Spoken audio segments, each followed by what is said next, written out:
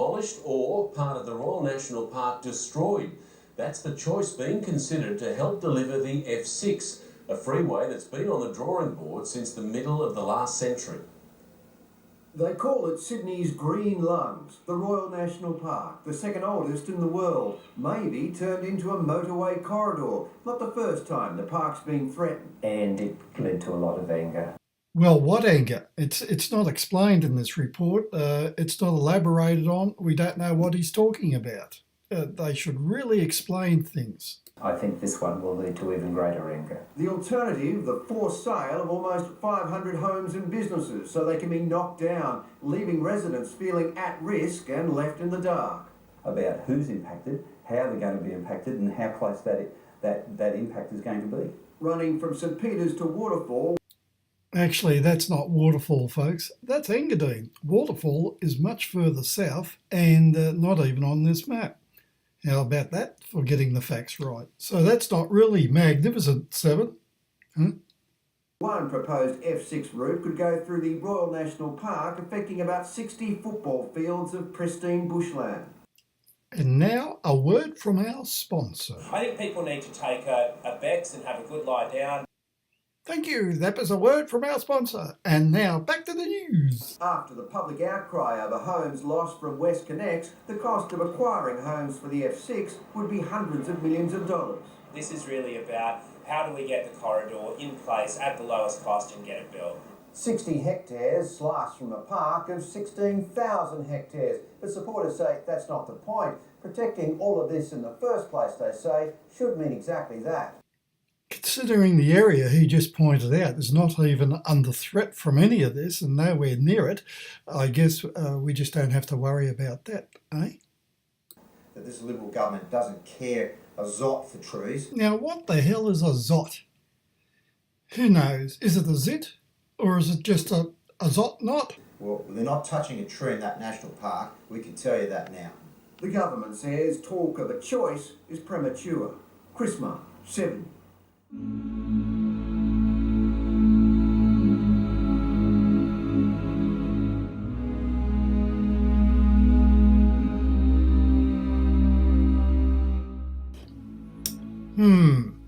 This is the 1948 map, as it says, showing the extent and nature of the scheme in general terms. What general terms for the planning scheme? Well, the route's planned for around Sydney for an expanding population, and that black line running from the top down through the then National Park down the coast is the planned route of the F6.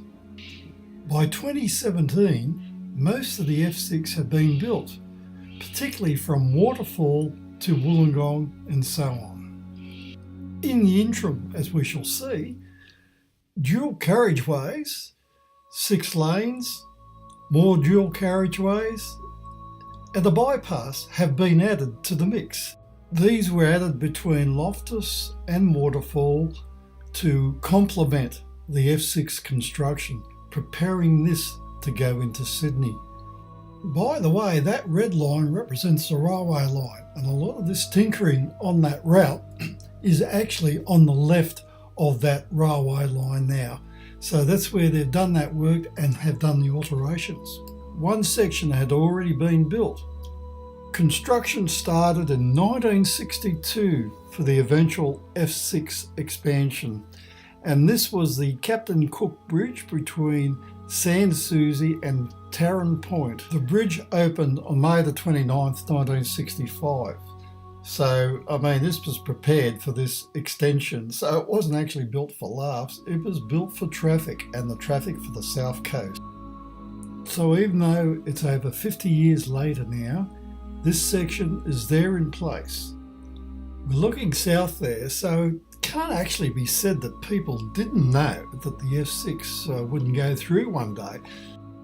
As a matter of fact, speaking from family experience, my parents bought this home being constructed in the early 1950s and were told that one day an expressway would go through. Well, hey, what do you know? This is 36 River Road, Revesby, and the expressway you're looking at is the M5, but my parents always knew it was going through. even though it didn't happen until 34 years later. So not only can we not see the house, we can't even see the ground it stood on. That's progress. That's the Captain Cook Bridge up there at the top. And the only section left for the F6 extension now in the Royal National Park to Waterfall is that top corner there in the National Park on this original map. And as we see here, that's the corner marked there with the arrow. But like all road projects, there's always a bit of tinkering with the routes. So now it comes through about here. Incidentally, those green dots indicate a green belt around Sydney in the metropolitan area. It's all suburbs now. Here we have the street directory that shows the only section of this proposed freeway at all now existing between Loftus and Kirrawee. And here is an aerial map showing the bypass of Sutherland, Acacia Road, coming, which is a dual carriageway. But here we have option A. Option A is the route that is planned, that was proposed in that map. But here we have option B, which may even be better. That last section, this option B, can be an elevated road that joins up to that bypass. Let's go back to the beginning. This is the Princes Highway at Helensburgh. This was the only main road to the south coast. Just single lanes, north and south, and of a holiday weekend as we headed back to Revesby from the south coast, it would take something like, 2 hours to go from Helensburgh to Heathcote, a distance of something like 12 kilometres or so. What a nightmare it was. We'll never forget it. Bumper bar, the bumper bar. But this is a bit quicker. Yes, this would be chock-a-block full of... Oh, well, there you are. So coincidentally, we'll get a bit of a feeling of what it was like. This is how we would stop and just wait as the traffic slowly moved. And fancy coming across this. But anyway, it's riveting. But let's get a move on. Okay, we're waiting for the traffic to come the other way. Oh, there it was. That was the traffic. Yes, unbelievable. Traffic, bumper bar, the bumper bar, hardly moving anywhere, but you don't get those things like that these days. Oh, except on the motorways out west. So here we are at Waterfall. Now, this is where the railway line is there to the right of the picture, and on the left we have the dual carriageway of this section of the F6. Now, I would regard this as already being built. Why build another one in the National Park? Now we're coming into Heathcote. To the right there is East Heathcote, and this supposed extension is supposed to go right through the middle of that. I mean, it's silly. To the left there is the Heathcote Road, but that's a slightly different story. The bypass, the old Princes Highway, used to go through Engadine, which you can see a bit there, and here we have where we go over the railway line and onto a dual carriageway through to Loftus, our starting point. And there we are, we're looking over towards the area where this F6 extension is supposed to come in. And we can see that this would be around about, past option A, so we're getting down towards option B. And as you can see, we have ample space for even widening this in its own safe area, because the room is there for a couple of extra lanes. And option B would come in about here. On an elevated road, I would say, would be a good idea.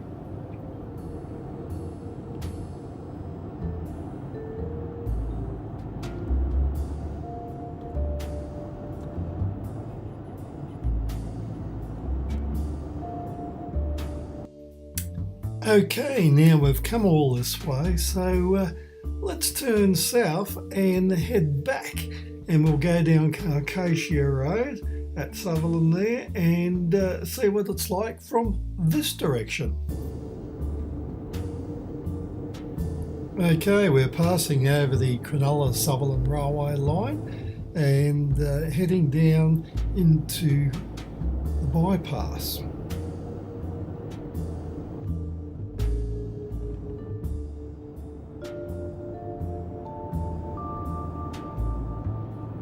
Hello. Police car. And down here, as I said, would be possibly option B, but I'm suggesting, I guess, on an elevated road coming into the side, to the left side there. There we are, option B. Yes, this could be the spot. This could be a real game changer. Okay, so let's keep heading up at normal speed, which is a 80 kilometre zone, and we head up further as we start to come around and up to the Rawson Road intersection. Ahead there with the traffic lights. Okay. This is what we really need in an F6 extension, traffic lights. To the right there is the Loftus Tramway Museum, keeping the good old trams going. Now we're coming up to the section just about around about here. We have option A, as the proposed plan seems to indicate now. As we move on, we're coming up to the level crossing where the tram actually comes across this road and travels to Audley in the Royal National Park, which is down there. Concern has been raised about this tram track going through the extension, but that's not going to hold it up. There's no reason why they can't also have a working tram on the Audley side and have that self-contained without crossing any freeway. That's the way it goes. It's better than nothing. And we're coming up to Loftus Oval to the left there. And now we're coming up to the Farnell Avenue intersection. That's the Royal National Park turn-off to the left there.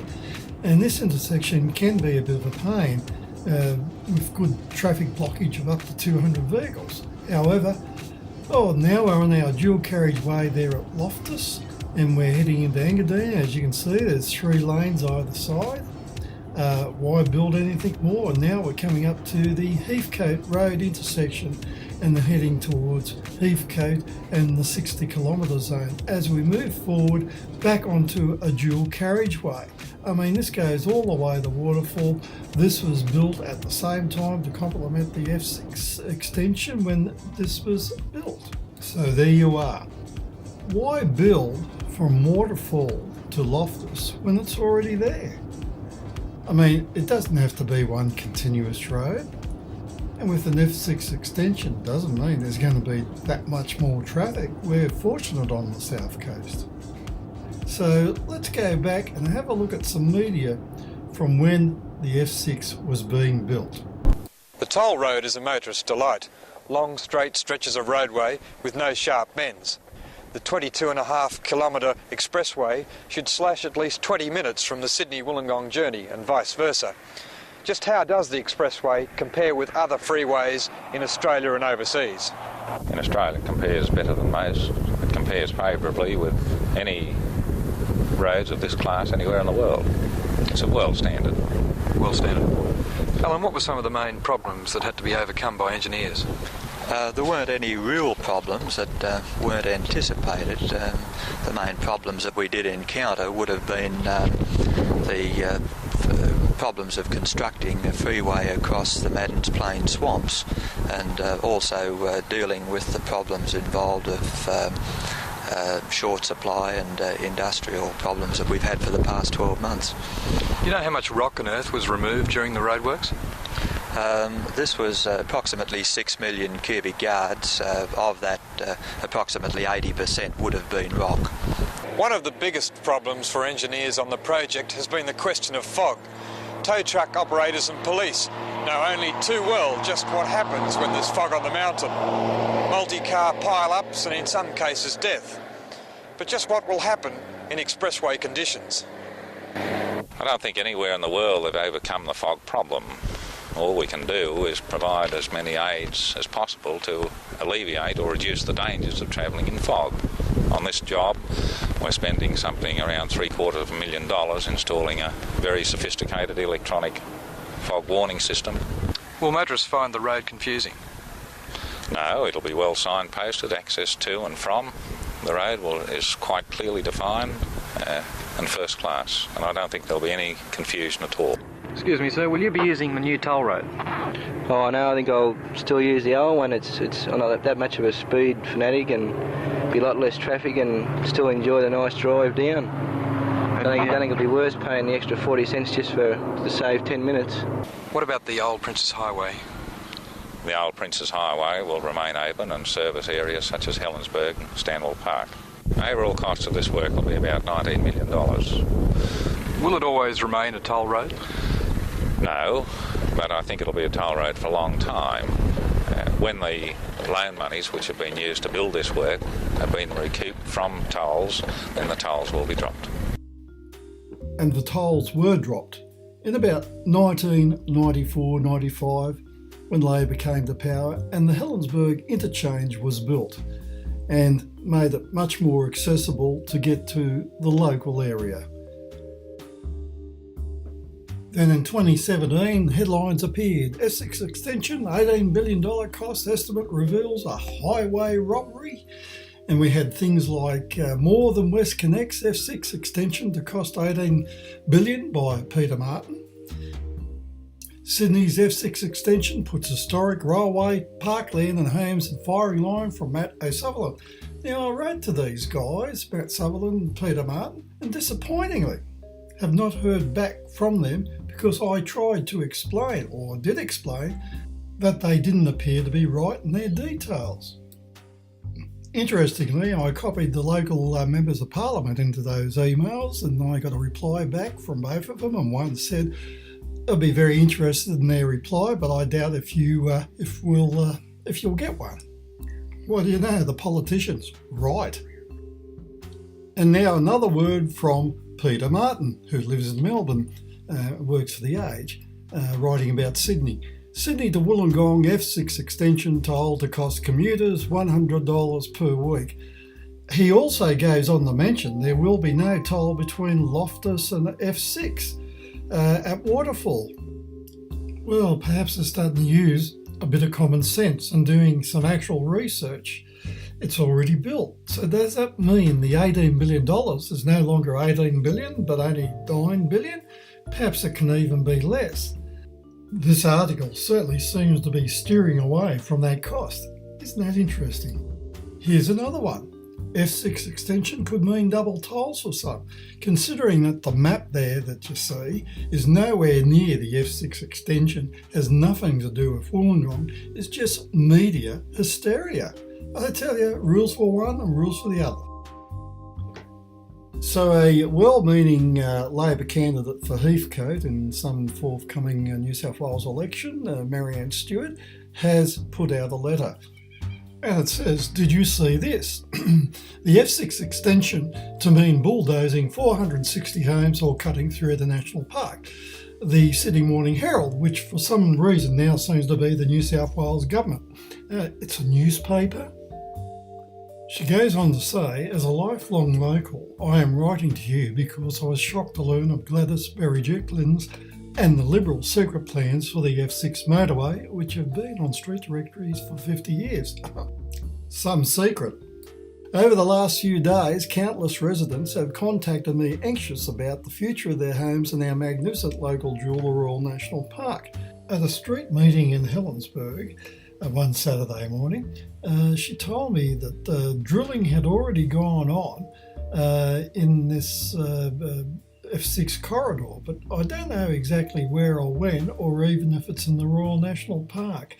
I just assume Royal National Park, but it actually could be up around the northern areas of Sans Souci.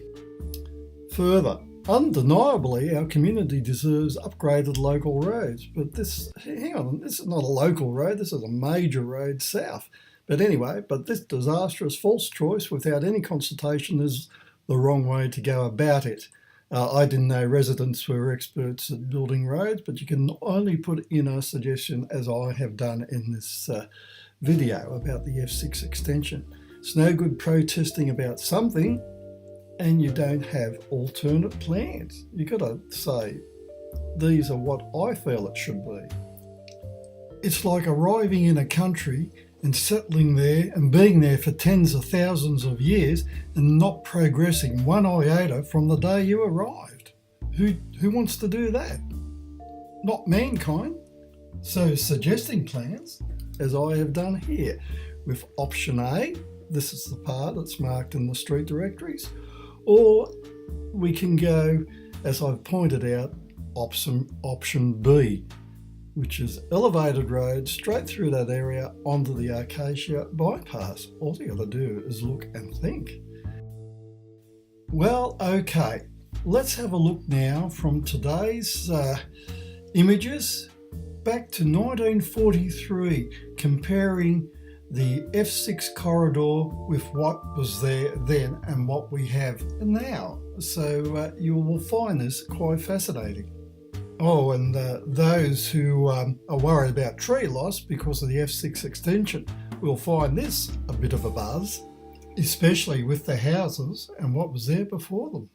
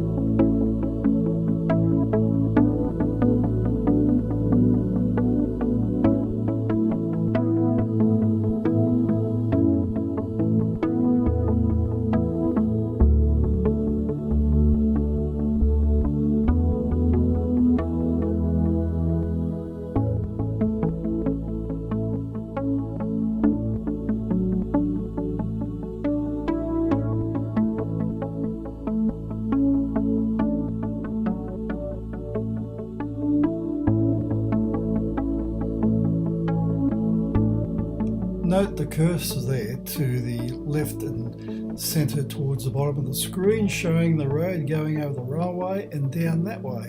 This is fascinating because I never knew this happened. That was certainly some sort of way through there. But now, let's just have a look at what there is now.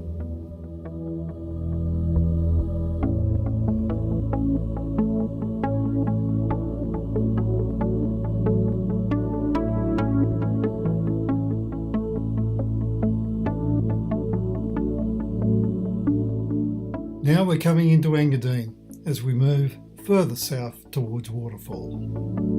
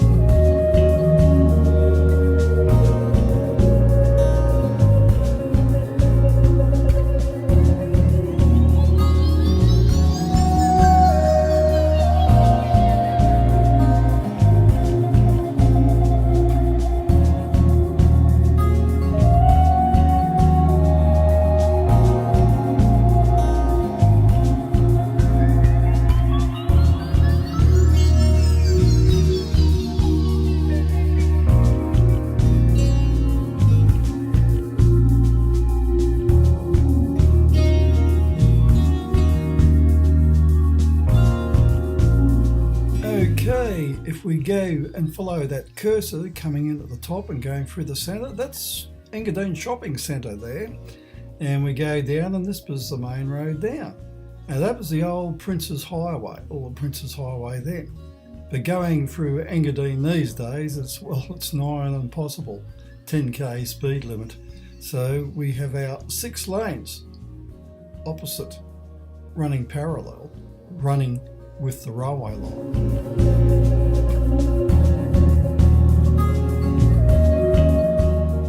Now we get onto the intersection of Heathcote Road, coming there from the left to the centre to the Prince's Highway. Now that Heathcote Road was put in by the US Army, Australian Army during World War II as a quicker way to get to the coast. Now as you can see, all the residences around are extremely few and far between. Yet we have our 6 lanes there and the intersection at Heathcote Road and the Prince's Highway currently.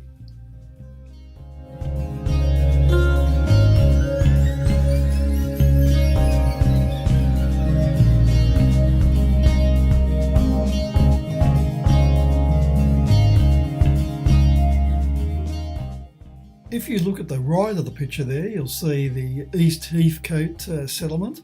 Now, if you remember, the 1948 map showed that the expressway went right through that suburb, but of course that's ridiculous now, and it certainly won't go around to the very east as being reported. So why build it through that area when it's already there the other side?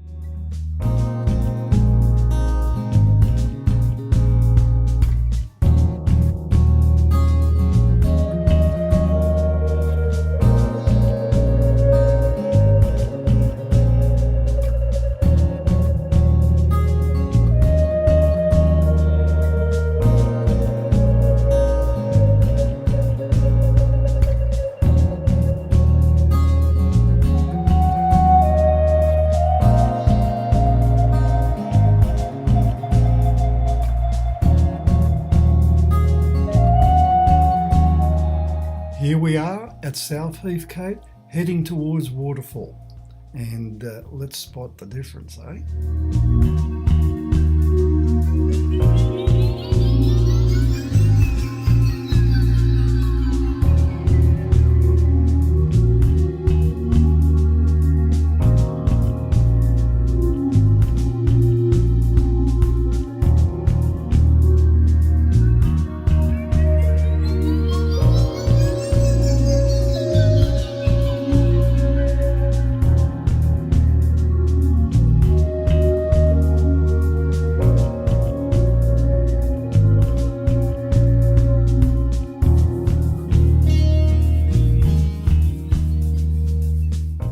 Still heading south towards Waterfall.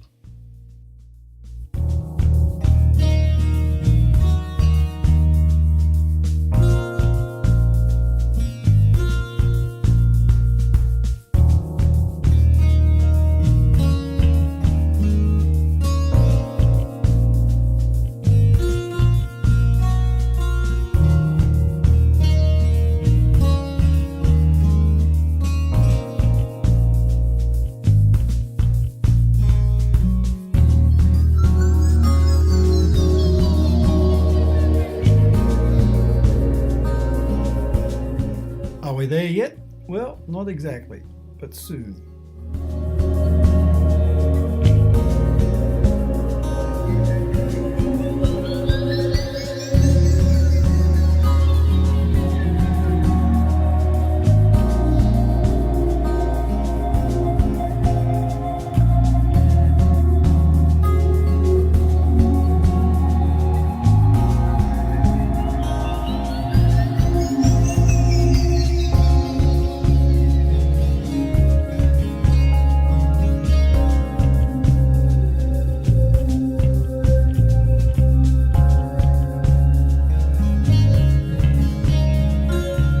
Coming into Waterfall, man, can you see differences in the road?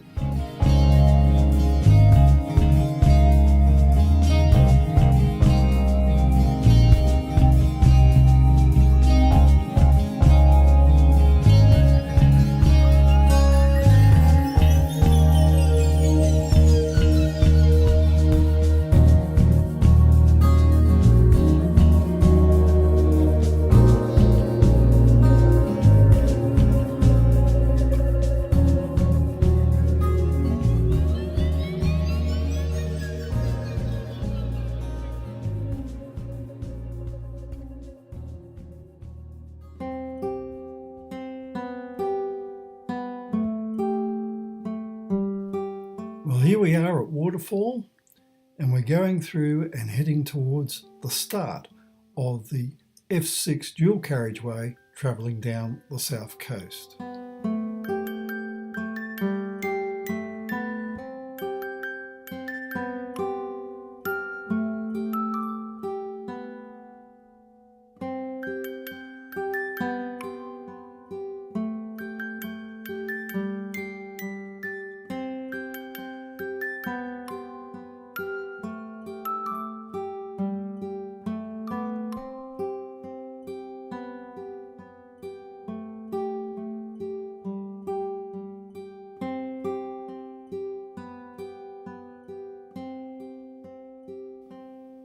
Okay, now we finally reach the start of the F6, and that curly line coming from the top through the centre there and down, well, that's the old Princess Highway, the road that was bumper bar to bumper bar with traffic of a holiday weekend and would take 2 hours to get around from Helensburgh to Heathcote, a distance of about 12 kilometres, about 10 miles. Boy, we sure remember that. Oh, bumper bar, the bumper bar.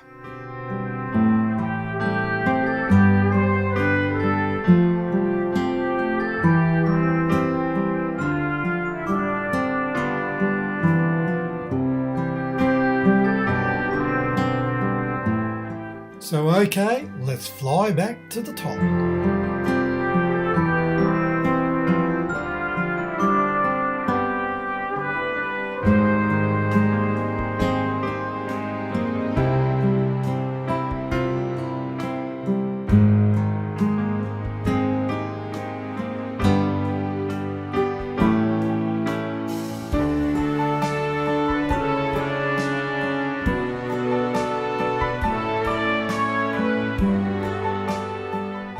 So where are we now? Well, actually in 2006, the Royal National Park was placed on the Australian National Heritage List. This is a #1 protection from development that may affect it. And it seems that no politician and certainly no media outlet has mentioned this little fact. In 2010, I wrote to the Australian Government concerned with development in environmentally sensitive areas around Helensburgh by land speculators. And it turns out that with these Australian National Heritage listed areas, that any subsequent development proposal following rezoning could be subject to the EPBC Act if it was likely to have a significant impact on a matter of national environmental significance. There at the end of that paragraph, significant impact, eh? Well, I guess the F6 extension, as people imagine and the media imagine, will have a tremendously significant impact. And what I am proposing is the fact that we only need that little area up there in the Royal National Park next to Acacia Road. Well, gee willikers, in conclusion, we have seen what's been, we have seen what there is, and we can only imagine what there could be. In the end, it's all up to you, and to make sure that the government does the right thing and only use exactly what is there. And that's the extension at the top of the Royal National Park. But, as I say, it's all up to you.